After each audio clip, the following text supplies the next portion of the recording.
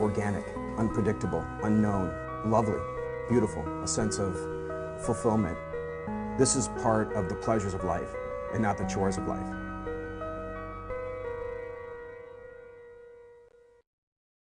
Just ahead on Daily Iowan TV. One movie coming out this holiday season has caused terrorist threats. Find out more next. And student by day, entertainer by night. See how one high schooler is taking the Iowa City bar scene by surprise. And in sports, we've got the latest from women's hoops as they gear up for conference play. All that and more is coming up. Daily Iowan TV starts now.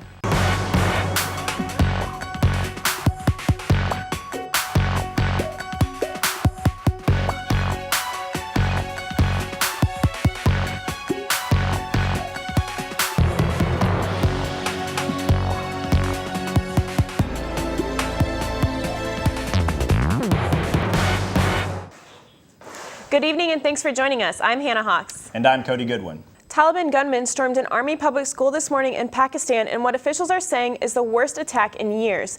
The attack killed more than 140 people. Most of the victims were children in 1st through 10th grade. A Pakistani military spokesperson said it seemed the assaults were designed purely to terrorize children and not to take any hostages. Attackers were wearing explosive vests and all died in the military assault. It's not clear yet if the attackers were killed by Pakistani soldiers responding to the attack or if they blew themselves up. Moviegoers may want to avoid seeing one film this holiday season after threats were made to Sony Pictures involving references to 9/11. The movie called The Interview stars Seth Rogen and James Franco as TV journalists involved in a CIA plot to assassinate North Korean leader Kim Jong-un. Hackers of Sony, who call themselves the Guardians of Peace, made the threat today saying that people should stay away from places where The Interview will be shown, referencing the attacks of September 11th. They urge people to leave their homes if they are located near theaters showing the film. There is speculation that North Korea is behind the hackings because over the summer, the country warned that the film's release would be, quote, an act of war that we will never tolerate, end quote. The FBI is currently investigating the situation. This year, more of the homeless population may find relief from the cold. The Iowa City shelter has been the only homeless shelter in Johnson County for a while, but that may change this winter. The current shelter houses 70 beds. Because of this capacity, last year, some people slept in the Iowa City Hall and many others in the freezing cold outside. The temporary winter shelter would be in the old Aldi building on South Gilbert and would house up to 25 people. The temporary shelter was discussed at tonight's Iowa City City Council meeting. One Coralville property owner may be the reason a local high school doesn't get built. Construction on Liberty High School was supposed to begin in April and students were to be in classes by 2017. But the school's sewage lines were due to go across Coralville resident Gary Weinman's property. Weinman filed a lawsuit that could push the dates back of construction and increase the cost of the project. The Iowa City School Board will discuss this issue at its meeting on January 13th. One high schooler is already making his mark on the Iowa City bar scene. Greta Miley has a story. Many find their calling before or after college, but for Iowa City DJ Adon Nadler, this calling came at the age of 10. I got some DJ software and I was messing around with that, and I would watch countless YouTube videos about how to DJ, and that's how this self-taught business I created kind of started. At the age of 12, he got his first mixer and joined a company called Unique Events, in which he played for weddings and his middle school dances. By high school, he decided it was time to go solo. I had the dream of just being able to walk on stage with my computer, plug in, and just throw a great set out. So, despite him only being 14, he began shadowing DJs in bars downtown. After practicing what he learned every day, he knew he was ready for the next step, but something stood in his way. Oh, you can't play at our bar, you're too young, all that. So I looked it up and I figured out that you don't have to tell anyone your age at an interview. This is exactly how he gained his job as the resident DJ of Eden Lounge in Iowa City last year at age 15. Now 17, he has played for crowds every weekend for almost a year and a half. I went in to see how it's done. This is your volume, and then this is called a crossfader, so if you want to only hear this side, you put it over there. If you want to hear both of them, you throw it in the middle. But Nadler said the performance is the smallest part. He spends 40-plus hours a week getting music to fit his sound. organizing that music by date and beats per minute, and producing his own music. This, he said, is not a job for just anyone. You have to be musical. I mean, yeah, it's not actually playing an instrument, but you have to know music theory and you have to know it sounds good. Expanding his company Barron Sounds with Eden owner John Burchert, Nadler says he can now play with any type of equipment. His following only continues to rise. Reporting from Eden Lounge, Greta Miley, Daily Iowan TV. Still to come, broken pipelines, destroyed belongings, and break-ins. How to avoid all of these catastrophes while you're gone over break. And in sports, catch up on how some former Hawkeyes are faring in the NFL. Well, I'll tell you what, Hannah, I was walking between the library and finals today, and I felt super cold, colder than I felt in quite a while. Yeah, I don't know what's been going on. Hey, Taylor, what is the weather going to be like for students finishing up their finals? Well, I must say it's going to be a little chilly. Tomorrow morning, you can expect temperatures to be in the low 20s with clear skies. Going into the afternoon, temps will rise to the upper 20s, still with clear skies. Falling into the evening, you can expect temps to drop to the lower 20s. Once again, on Thursday, you can expect a high of 31 degrees and a low of 22 degrees with mostly cloudy skies.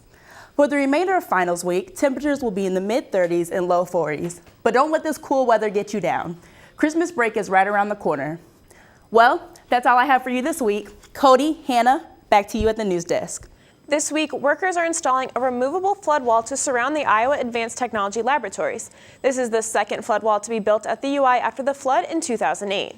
The IATL wall will be over 1,000 feet long. The wall is a series of panels that can be quickly put together, then taken down and stored when not used. It will protect up to 2 feet above the estimated flood plan for the area. The wall is expected to be completed in spring of 2015. In the rush to pack up and go home over break, it can be difficult sometimes to remember to do everything you need to do before leaving your apartment. Our own Katie Sextro has some tips on how to close out for winter break. As students are starting to go home for winter break, there are some important things to remember before leaving. Alan Warson, a maintenance supervisor at Hawks Ridge, advises residents in any apartment complex or house to make sure all their lights are off, water heaters are set to the vacation setting, TVs are off, windows and doors are closed tight and locked, appliances are unplugged, and faucets are turned off. Warson said that one of the biggest things to remember is to leave your heat on. The winter months while you're gone, if nobody's there and we don't know that your heat's off, you can get a cold snap, which inevitably always happens, end of December, 1st of January. You wind up with a bunch of frozen pipes, water damage. I mean, your stuff can get damaged and the whole works. So turn it down. 50 degrees, no lower than that would be fine, if you want to save energy, but we do ask that you make sure you leave all of your heat on. The UI Police Department sent out an email recently with advice on how to prevent break-ins while students are gone. Some tips were to make your home appear occupied and not to advertise travel plans. A few simple things to do, but it can save a lot on your utilities and security of your apartment. And of course, make sure you lock your doors before you leave. If you're worried about someone breaking into your apartment, leave a lamp on or ask a neighbor to check on it periodically. This is Katie Sextro reporting from Hawks Ridge, Daily Iowan TV. And with finals week in full swing, Hawkeye sports are seeing a break in action. But our sports staff still has everything you can look forward to over your break. That's right, Hannah. Let's toss it over now to Taylor Bartz and Danny Payne, who have it all from the gridiron to the court. Guys? Hey guys, and welcome back to the Daily Iowan TV Sports Studio. I'm Taylor Bartz. And I'm Danny Payne. We've got everything you need to know about women's hoops upcoming conference season, but first, one Hawkeye football player received more honors. That's right, Danny. Iowa's senior offensive lineman Brandon Sheriff was named first-team All-American by the Associated Press earlier today. Sheriff was one of 4 Big Ten players to receive the AP's highest honor, along with Wisconsin running back Melvin Gordon, Indiana running back Tevin Coleman, and Ohio State defensive end Joey Bosa. The offensive lineman was the only Hawkeye to be named to any AP All-American team. This is the latest achievement of Sheriff's as he won the Outland Trophy last week as the nation's top interior lineman. The 24-ranked Iowa women's basketball team is coming off a high after beating Iowa State 76-67 last Thursday. That's right, Danny, but the Hawkeyes now have to look forward as they prepare for the start of their Big Ten play. Daily Iowan TV reporter Nicole Ray is standing by with more. Nicole? The Iowa women's basketball team is just one game away from starting their conference season. Right now, the Hawkeyes are 8-2 in non-conference games, putting them in the 5th spot overall in the Big Ten Conference. The team is switching gears, though, as they take on their first Big Ten opponent, Penn State, in less than 2 weeks here at Carver Hawkeye Arena. Last year, the Hawkeyes had an overall record of 27-9 and a conference record of 11-5, with losses to Indiana, Penn State, Michigan State, Nebraska, and Purdue. After a successful season last year that included a trip to the NCAA tournament, the expectations were high coming into this season. We can't control that hype. That's not our job, and that's not our job to try to control. It's our job to, win some basketball games, play together, have fun. You're only here for 4 years, so you got to look at that instead of all the outside stuff. Before their season kicked off, head coach Lisa Bluter said expectations are what the team works for, and they're celebrating the recognition for the program, but that they also need to live up to those expectations, which includes making some improvements. Areas that we need to improve on are defense and rebounding. I don't always look at scoring defense, though, because we play an up-tempo game. We're going to give opportunities for them to score, our opponents to score more, because we're shooting the ball quicker. So I like to look at as margin. I like to look at that. And I also like to look at field goal percentage defense. And that's an area we need, in my opinion, to really improve on. With the addition of Maryland and Rutgers to the Big Ten Conference this year, the team has one less week to prepare for conference play, with the first game occurring before the new year.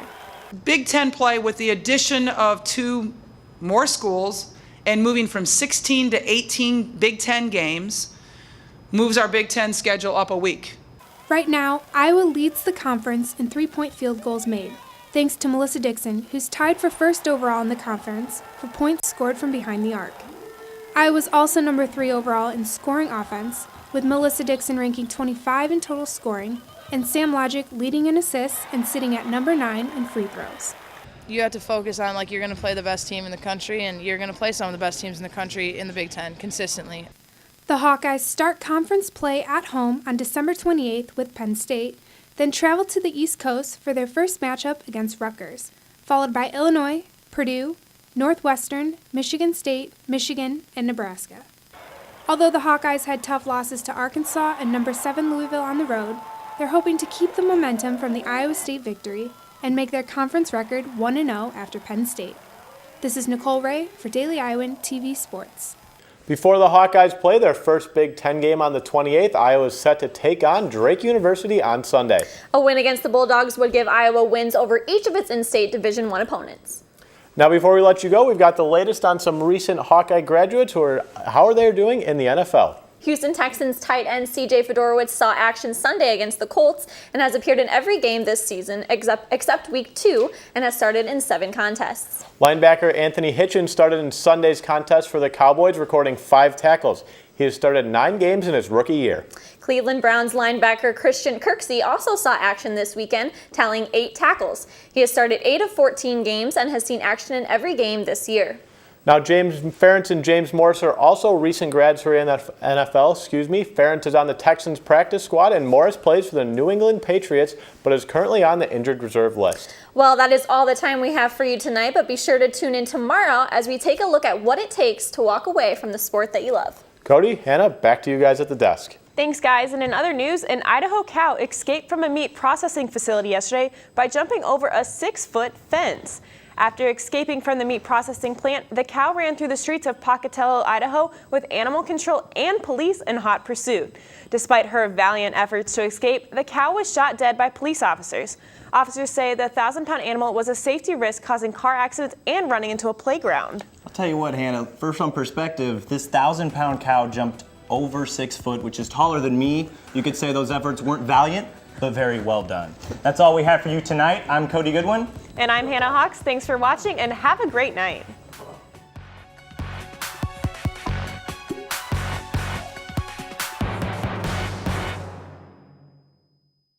Iowa SJMC. Want a major that'll take you somewhere?